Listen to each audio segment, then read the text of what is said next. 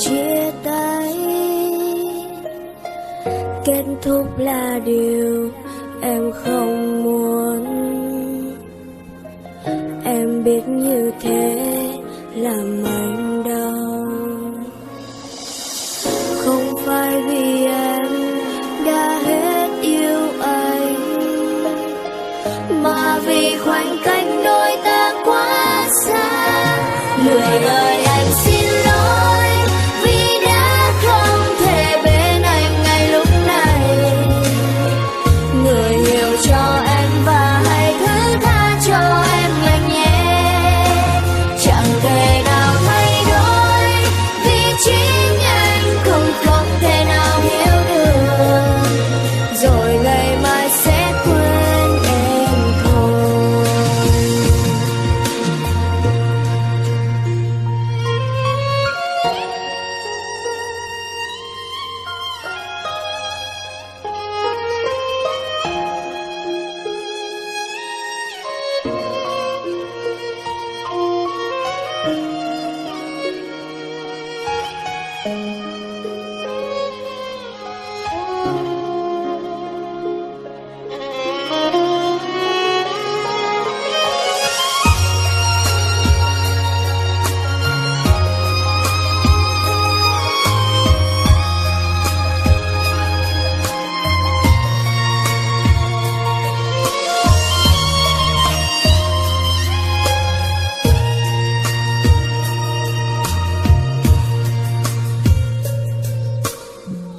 Có lẽ anh và em ta nên dừng lại.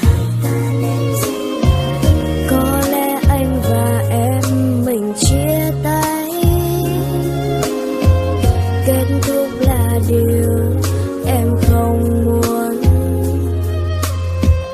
Em biết như thế làm anh đau.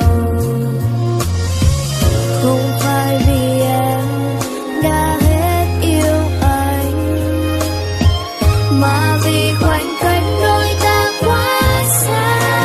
Người ơi em xin lỗi vì đã không thể bên anh ngay lúc này.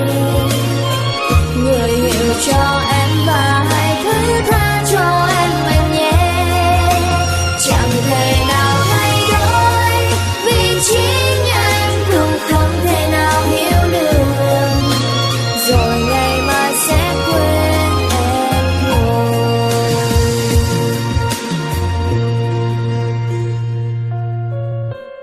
Hạnh phúc ấy sao quá mong manh, để giờ đây ta đã rời xa nhau. Một tình yêu mà